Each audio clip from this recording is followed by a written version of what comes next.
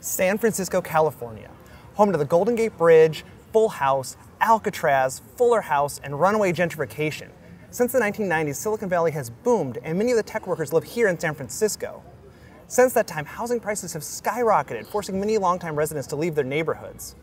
Many of these residents blame tech workers for their problems, but are they really to blame, or are they just convenient scapegoats? So what is gentrification exactly? Gentrification occurs when capital and higher income, higher educated people move into working class neighborhoods.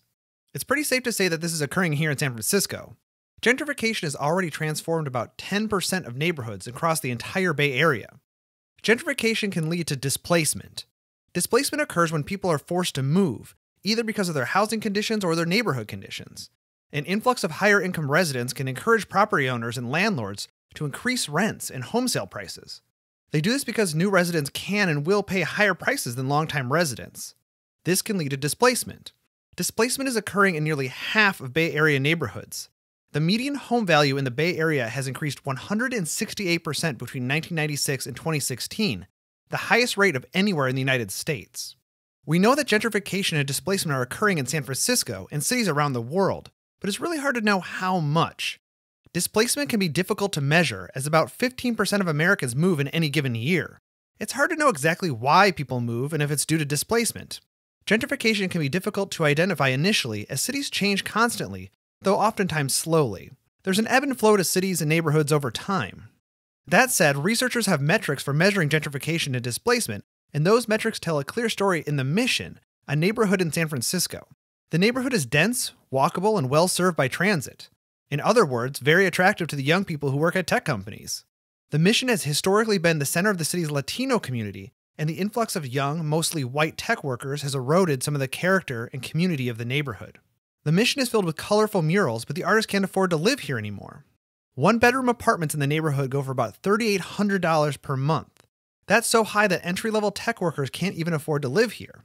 Some of the housing in the Mission is rent-controlled, but once a resident leaves or is forced out, the rent can be raised to market value. It's important to point out that this is actually the second recent wave of gentrification in the Mission. The tech industry did plenty of damage to the neighborhood in the first dot-com boom of the 1990s. Between 1990 and 1999, approximately 925 households were evicted in the Mission. Evictions are higher now, though. There were 908 evictions in the Mission in the 4-year period between 2011 and 2015, the highest rate for any neighborhood in the city. So it sounds like an open and shut case, right? High-income tech workers are moving into the Mission and forcing out longtime Latino residents. Well, it's not that simple. First of all, Silicon Valley is booming, and people who work there need someplace to live. As I mentioned, the Mission is an attractive neighborhood, and it makes sense to encourage people to live in dense, transit-served areas to reduce traffic and greenhouse gas emissions. So we've only really looked at the problem from the demand side. That is, people, tech workers, demanding to live in San Francisco neighborhoods like the Mission. What if the real problem is housing supply? Despite all of the demand for new housing in the Mission, new construction is not kept up. Needless to say, that does not help housing prices. With housing in such high demand, it seems like real estate developers would be lining up to build new units in such a hot market. But that hasn't happened. Why? Some people blame the NIMBYs. NIMBY, short for Not in My Backyard, are people who oppose new development in their neighborhood. NIMBYs are often derided in San Francisco for holding up or derailing high-density housing that could alleviate the housing shortage that has driven up housing costs. NIMBYs have consistently supported restrictive zoning codes and building regulations that make building new housing a chore. Certainly, NIMBYs bear some of the blame, but the situation here is also more complicated than that. One can imagine a Latino resident of the Mission opposing new housing because they don't want more tech workers moving in, driving up demand and rents, as well as diluting the neighborhood character.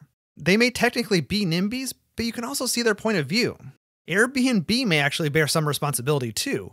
A study of short-term rentals in the Mission found that 29% of potential rental units were listed on the site. The city has recently passed laws that aim to curtail Airbnb listings that constrain supply for long-term residents. One last point. The housing that is being built is overwhelmingly market rate. Affordable housing is not being built at a rate fast enough to stem the tide of gentrification and displacement.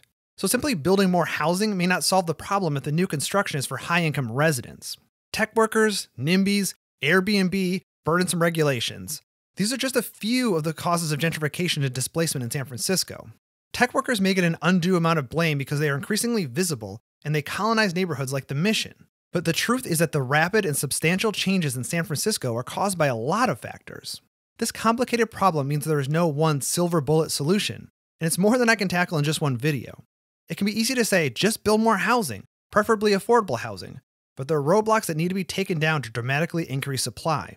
And the concerns of longtime residents shouldn't necessarily be ignored either. San Francisco has a rich history, and it would be a shame to see it bulldozed and replaced. But it's clear that the instinct toward preservation has led to a city that is completely unattainable to low and middle income residents. So what do you think? How do you solve a problem like San Francisco? I want to give a quick shout out to the Urban Displacement Project, a research center where I go to school at UC Berkeley. Check out their website. It has tons of reports, maps, and data on the topic of gentrification and displacement. They focus their research on the Bay Area, Los Angeles, and Portland, but much of their research is applicable in other cities too.